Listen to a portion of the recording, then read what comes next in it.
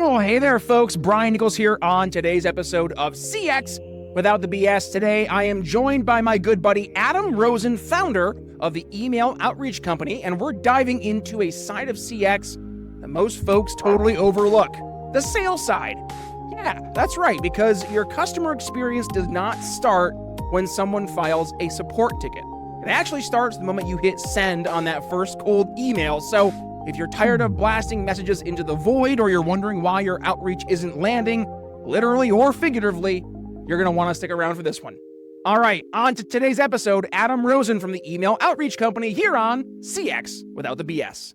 What's new, my friend? How you doing? Brian, it is always good to be here with you. Always good to catch up. So I'm excited to be here.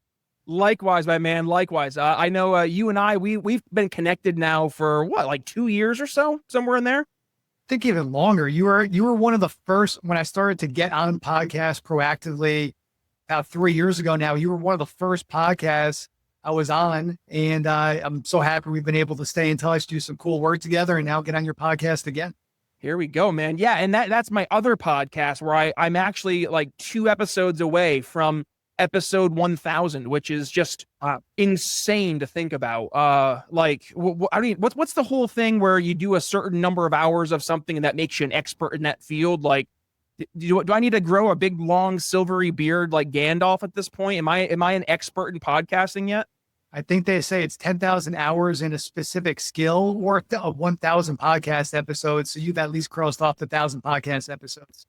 Just checking some boxes. That's right. Well, hey, buddy, I'm really looking forward to this chat. Now, for folks listening to the show today, they might be looking at this and saying, wait, email outreach company, that sounds much more in the world of sales development, and elephant in the room, it is. However, I like to look at CX or customer experience much further than the like laser focus I see a lot of folks focus on with CX, and that is when stuff goes wrong, right? Or you need to reach out to customer support or whatever, there's a mentality that people have that's the first touch point in a customer experience journey. I actually believe the opposite.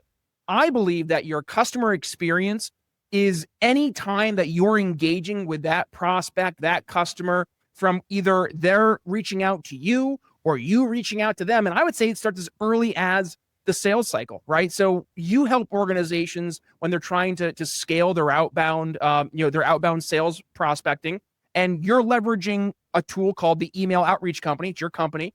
So how about this? Do us a favor, just before we dig into how this all kind of fits into the CX world, just give us like the overview.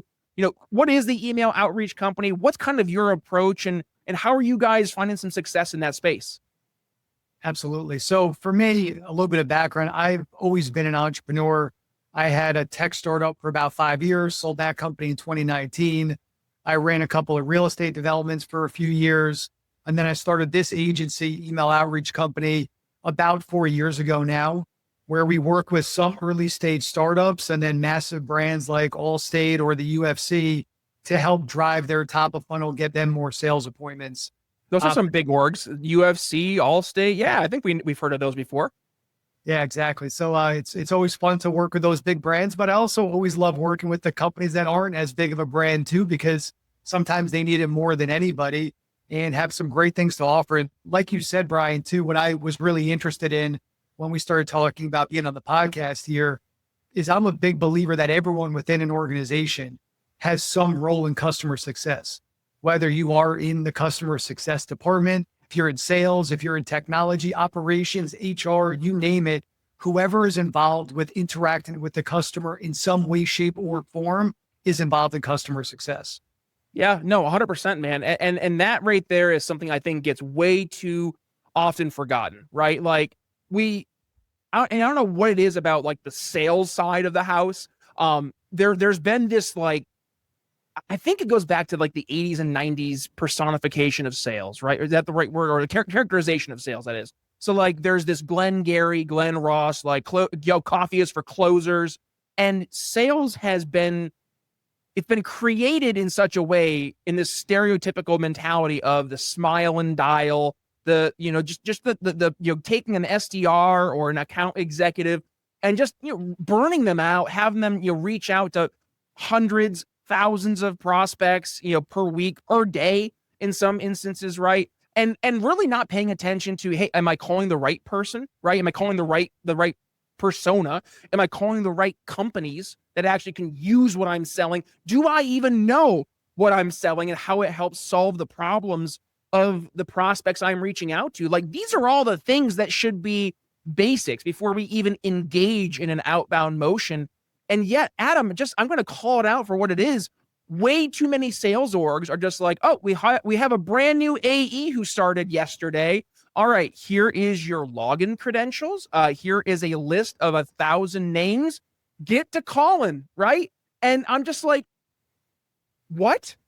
That's not onboarding. That's just a recipe for disaster. So let's just turn this to what you're seeing as you're starting out an outbound cadence, like, especially when we're taking into consideration the customer experience, the customer journey, or in this case, the prospect's experience and journey. Just kind of walk us through what are some of the best practices from an email outreach company that are tried and true and obviously will work across the board, not just for folks who leverage your services.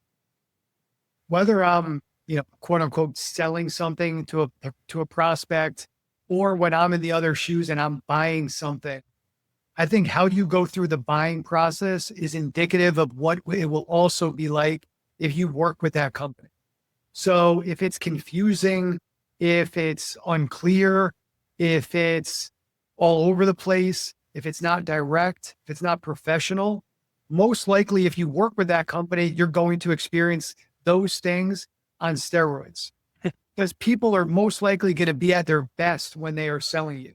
So if it's kind of fuzzy during the buying process, it'll most likely be fuzzy when you're working with that company. So when I am in the sales, when I'm, doing my thing and selling to potential prospects, I want to make things representative of what it's like when you will work with us. So I want to keep things simple. I want to keep things clear and direct. I want to be professional. I want to be conscientious. I want to show that we are buttoned up, because when you work with us, it is also going to be buttoned up. For me, there's a lot of red flags when I go through the buying process. If the person is late to a call, if their camera's not on, if they're not giving me clear answers, if their pricing is confusing, if it's hard to buy, what that tells me is a big red flag. Most likely, if I were to work with them, it's going to be all those things, but much, much worse. Mm-hmm. Talk to us more about the making it hard to buy, right? Which sounds so counterintuitive. If you're in the world of sales, I mean, what are you trying to do, right? You're trying to add more pipeline and close more revenue, right? So the idea that there are organizations that actually make it harder to buy sounds a little backwards. Yeah, when I say hard to buy, I typically mean their pricing is confusing. So I actually had a post on this on LinkedIn the other day where I talked about how a lot of times when I meet with founders or sales leaders and I go through their sales process, a lot of times I hear the gap is when they start to go through pricing. And typically people would think, oh, that means what you're offering is too expensive. Oftentimes it's just really confusing. Like I said to one of the customers that I'm doing some sales consulting work for, they took me through their pricing and I said to him, I said, hey, Brendan, I have no idea what your pricing even is here. Like if you were to tell me you have 20 guesses to guess what I'd be paying on a monthly basis, I would have no idea. And because of that, I would never be a buyer, because a confused buyer is never a buyer. So I think say that again, a confused buyer is never a buyer. Exactly. No matter how good your offering is, if they are confused, they are not going to buy. One, if they are the buyer, they're not going to buy because they don't know what they're buying. But if they are not the buyer and they have to go up the ladder and their boss says, hey, explain to me what this product is and the pricing, they're going to be stumbling over their words and their boss is going to say, well, if you don't know what this is, why the heck are we going to buy it? So if they are confused, you don't stand a chance in the process. Which, by the way, like if you're in a sales motion, we talk about identifying who. There's two roles, champion and economic buyer. Economic buyer is the person who's actually going ahead and putting pen to paper, or in our 21st century world, DocuSign or PandaDocs or whatever, right? But the champion is the person who not only is going to get the immediate value from what we're talking about, but the champion is the one who's also going to help us sell internally and most importantly, give us access, right? So if we're going through a champion, and they don't even know how to articulate the value or the problems that we're addressing, how on earth do we expect them to not only sell internally, but that in turn get to a point where they feel comfortable enough to give us access to that economic buyer? It's completely counterintuitive to what we would normally walk through in a normal sales motion. Absolutely. Yeah. We have to make things simple. We have to make things clear. And that's why they always say in sales, details create confusion. And then again, a confused buyer is never a buyer. It's not how many things we say or telling them every little detail. People are going to forget 90% of what you say. They want to know, how can your product or service solve this problem? And then what is the ROI going to be? If you can keep things that simple, it'll make it easy for them to buy. And the same things on the customer success side. What are those top KPIs we should be looking at to know if this is successful or if it's unsuccessful? And if it's unsuccessful, what are the 3 things we can look at to make sure that we could be more successful moving forward? But no matter if you're in sales, customer success, you name it, we got to keep things simple. Yeah, no, man. And like, let's laser focus on this, because obviously you're here today to talk about, from an email outbound standpoint, how we can best start that customer experience. So talk to us about like some of the best practices that you see when you're helping companies set up their outbound cadences, obviously leveraging you guys, but like what do you see in terms of taking those principles that we just talked about and the actual applications of, hey, here you go, ABC, ABC are us, like, go ahead and do your outbound cadencing. We're going to help you set it up. Here are the areas that we check the boxes to really fit the, I guess, the mold of what we're trying to accomplish here. From an outbound standpoint, it's really 3 things. One is deliverability. How do you land in the inbox? Landing in the inbox is harder than ever. So you have to have the infrastructure that allows you to scale your outbound efforts.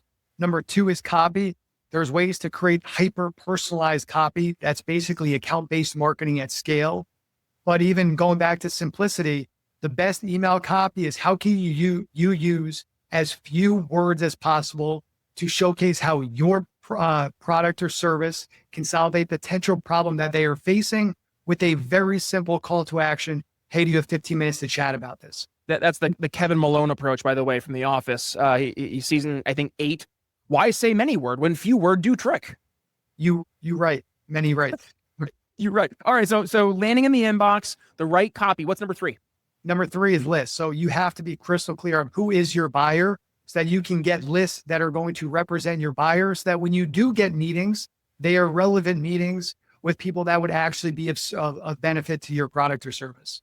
So wait, are you telling me that if we were to book we're trying to go after IT directors, let's say, and you were to book a meeting with the marketing director, that might not be a good fit? You can find some value. You might be able to get, handed off from there, but yes, correct. Like when my team is booking meetings for me, like I will take just about every call as long as they fit a few benchmarks, because I know our targeting is strong.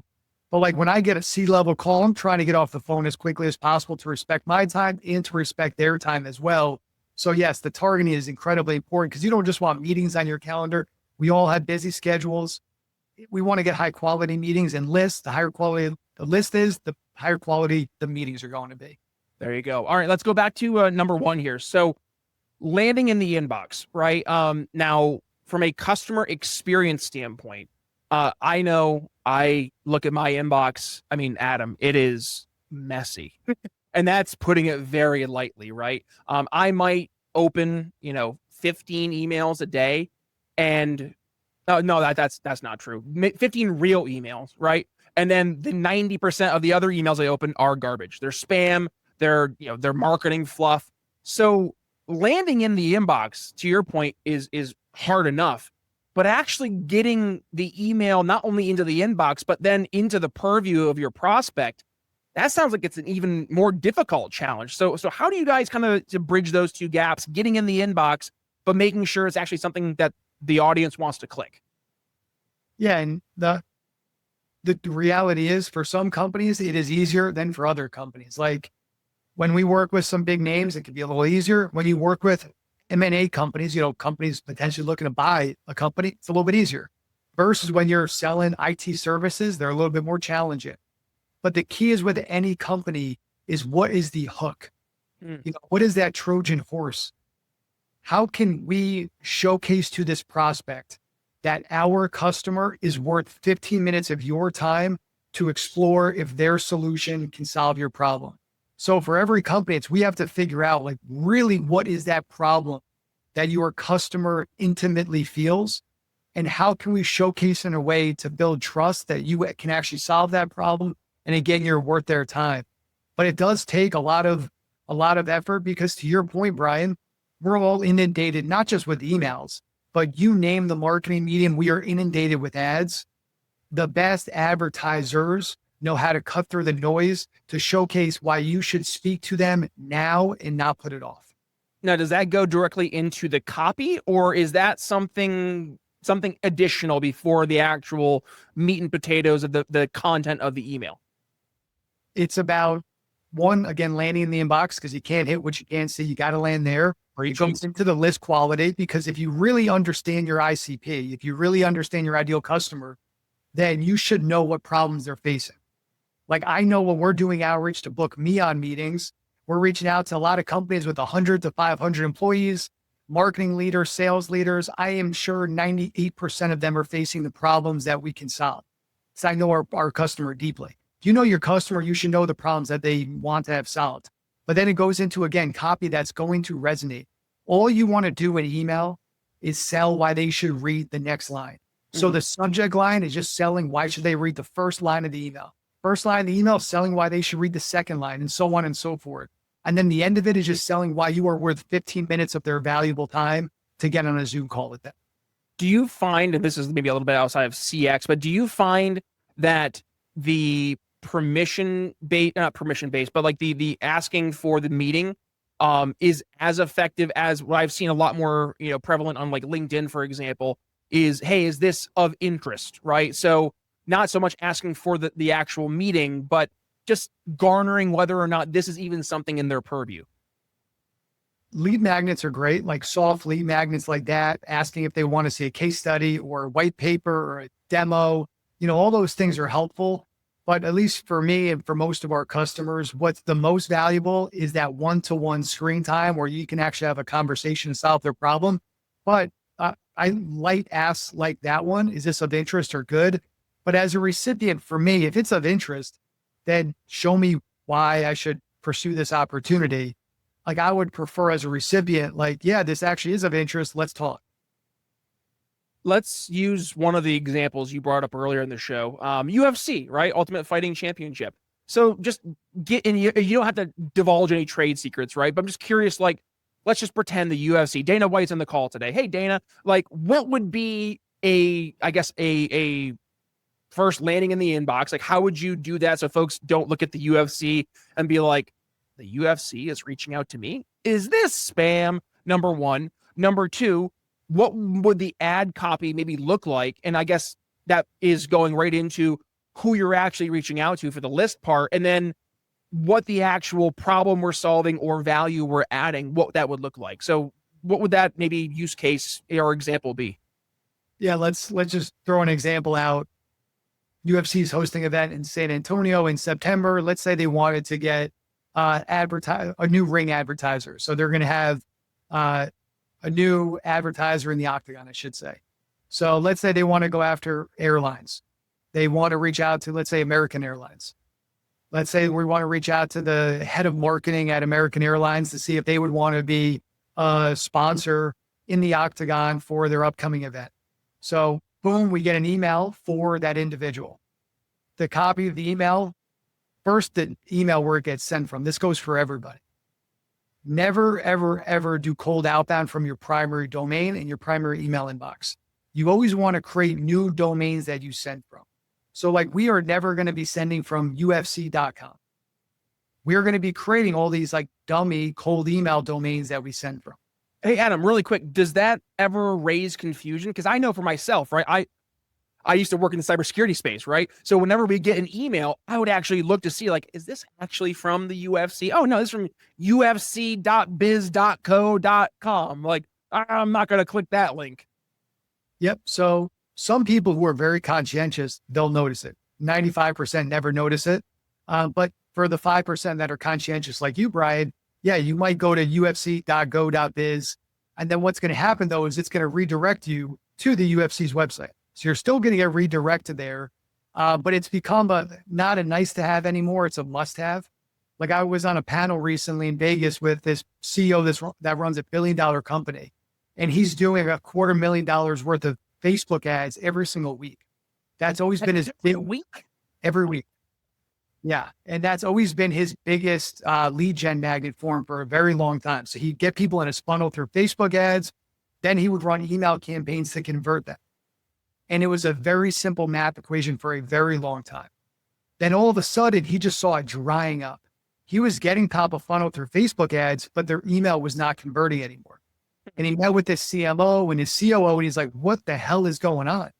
This used to be such a great channel. And they're like, oh, it's no big deal. It's nothing. No worries. Long story short, they were emailing from their primary domain. Their domain was on the verge of being blacklisted because of all the emailing they were sending from their primary domain. Really? So they lost millions and millions of dollars because really of the negligence of the CMO and the COO, now realizing you shouldn't email from your primary domain. Because the threshold now with Google and Yahoo and Microsoft is so low. They have such a keen eye on what they allow in the inbox versus spam. If you start to get marked as spam within your domain, you can ruin your domain health and get you blacklisted. So that's why you need to create these new domains that look like your domain, will redirect, but aren't being sent from your domain. Interesting. Now, how many domains should you be paying attention to, right? Because I know, as a small business owner, as someone who works in the small business world, like anybody who hears that, they might be like, oh, so like one or two? Like what is the best use case or practice there? It depends on the scale. So That's fair.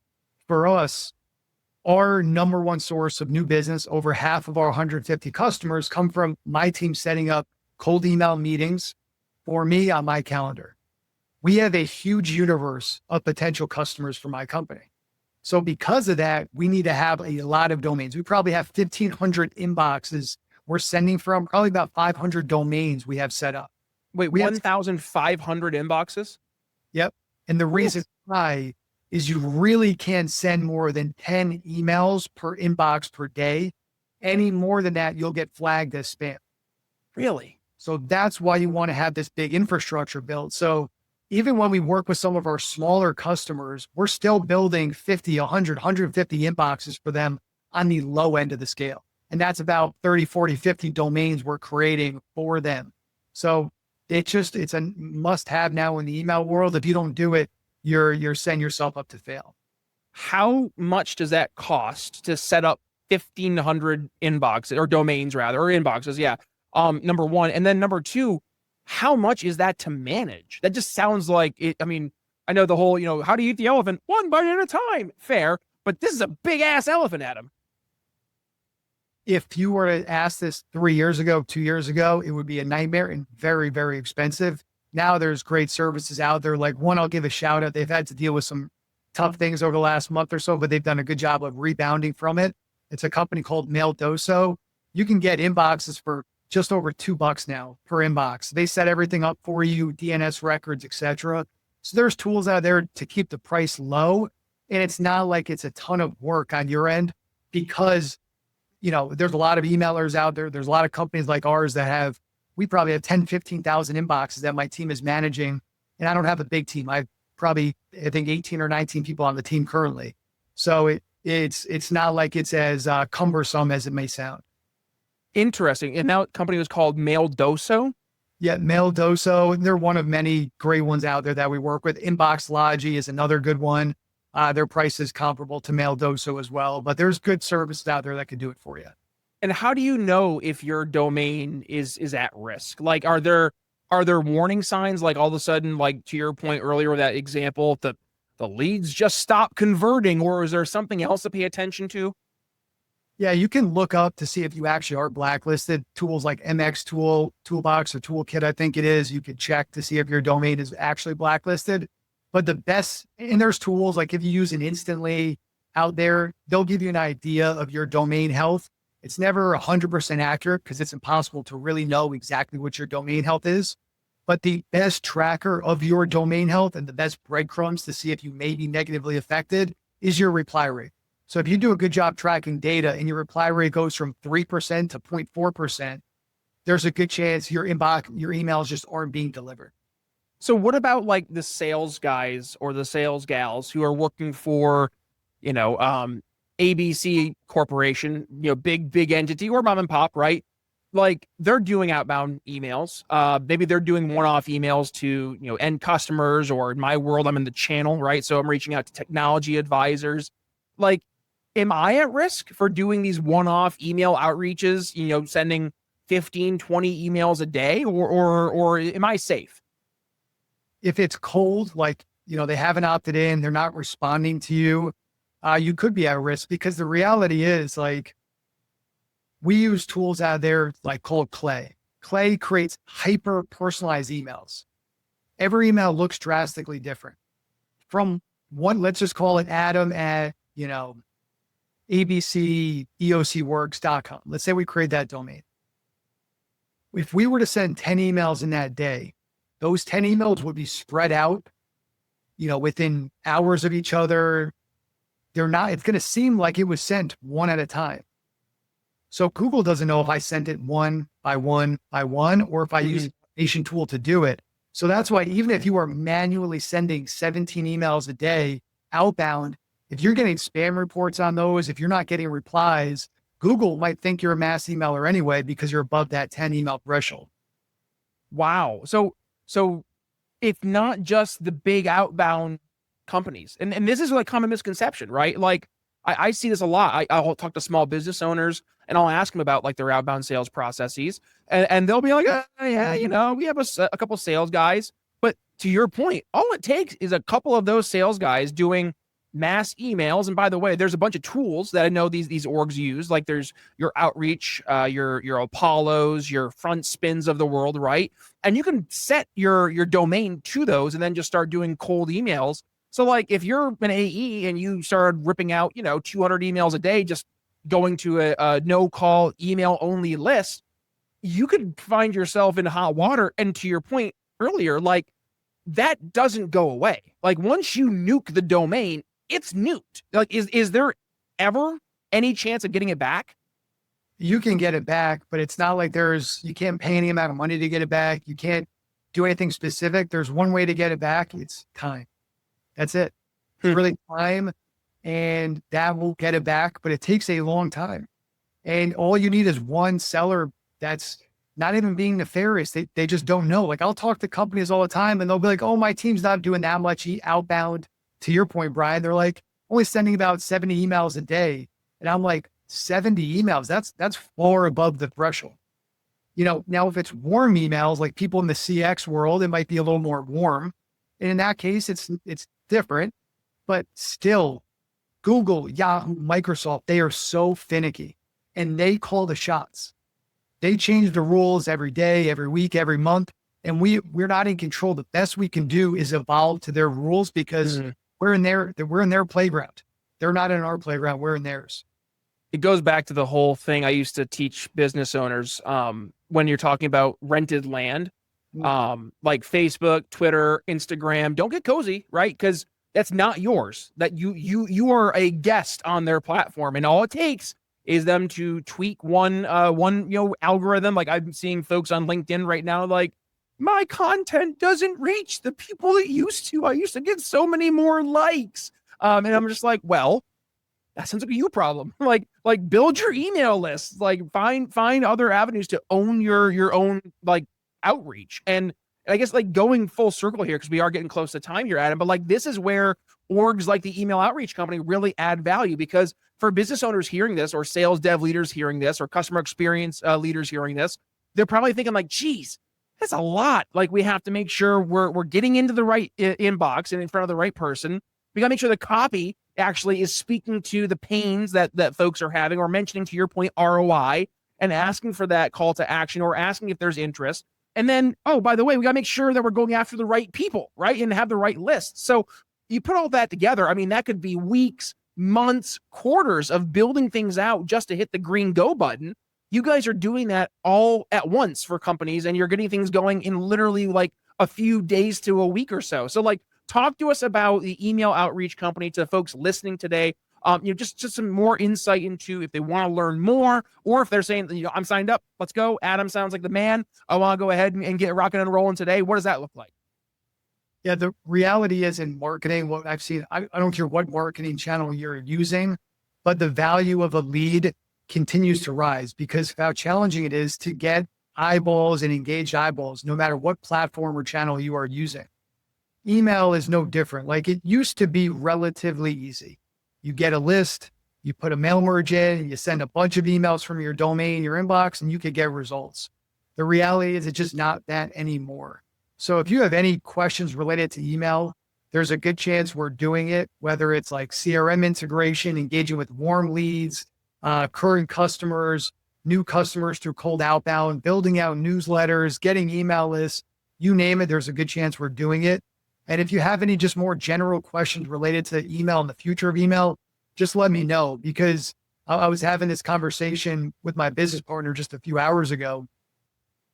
The reality is on all these channels, when you're doing cold marketing, it is cold marketing. When you do a Facebook ad, you're putting it out cold, and then people that are interested are filling out the form and they are now warm. It's the same idea with email. You're putting out a cold message. The people that are interested are coming back warm. But with all those other channels, there's a chance Facebook could be gone. TikTok could be gone. LinkedIn could be gone. Google, someone might eat their lunch even. But email is not going anywhere. Now, the rules are going to change. They're always going to change. The rules of every platform are going to change. Landing the inbox will be harder than ever. But I am incredibly bullish on email ain't going nowhere. You just have to figure out how to best leverage it in 2025 and beyond, because the game is changing, but it's still working if you can still do a few things properly to make sure that you're playing within the new rules that all these providers are setting for us. There we go. Adam Rosen, we have one question that we always ask guests at the end of every show. And that is, Adam, in your year, a year will go from July of 24 to July of 25, right? In the past calendar year, what is the biggest piece of BS that you've been seeing in this greater CX customer experience, customer journey world? What are you seeing as that big piece of BS?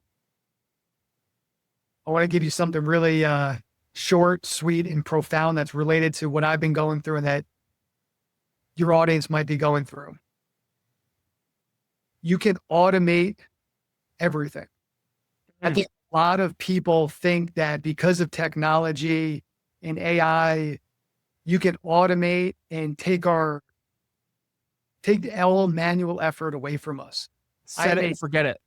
Yeah, I am a huge believer in AI. We use a ton of it. I am a huge believer in automation, but at the end of the day, humans want to interact with humans. They want to know that you care about them, that you know, like, and trust them.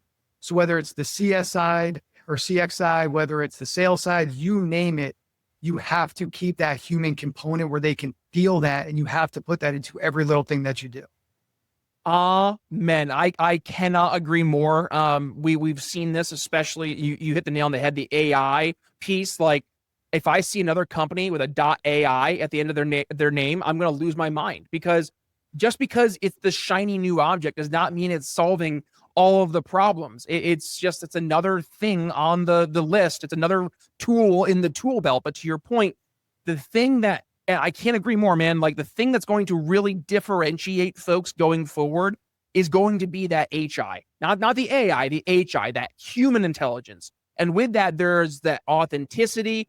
There's just that feeling that you know that there's a real person on the other end of the phone, the email, whatever it may be, that actually understands, not hearing you, right? This is like the classic husband-wife debate, right? Did you listen to me or did you hear me, right? Like, this is the part where people are feeling that as well. They don't want to reach out to some organization and just get stuck with automation, right? They want to have a real person almost go and embrace the suck with them. Like, dude, I'm trying to fix this, man. This sucks. Oh yeah, that does suck. Like, I'm so sorry you're having to go through that. I've gone through that myself. Like, that type of thing, AI is not going to do, right? AI is going to be programmed to be tactile, efficient, to the point. Like, let me answer this question in the most effective way. And like, it can't empathize. It just can't. It can't say, oh yeah, me, AI, went through the same thing you did. No, you didn't. You didn't exist until 3 years ago. So like that's the part I can't agree more, man. You cannot automate everything.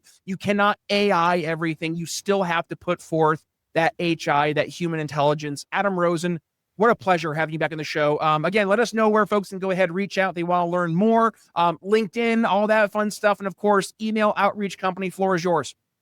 No, thank you, Brian. Always good to chat with you. I appreciate you having me on. So my website is eocworks.com. My email is adam@eocworks.com. If you do have any questions or you want to find out how we can work together. And then on LinkedIn, you can find me at Adam I. Rosen.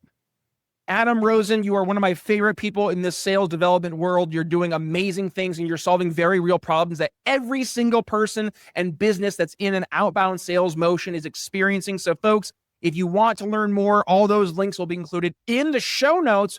But with that, we're going to go ahead and put a pin in today's interview with Adam Rosen on CX Without the BS. All right, folks, that's going to do it for today's episode of CX Without the BS. Huge shout out to Adam Rosen for pulling back the curtain on what's really going on with cold email, from deliverability to list building to just plain not making it impossible for people to buy from you. And listen, if you took one thing away from today's episode, keep this in mind. You cannot automate your way out of caring. At the end of the day, people buy from people. They want to feel heard, not just herded.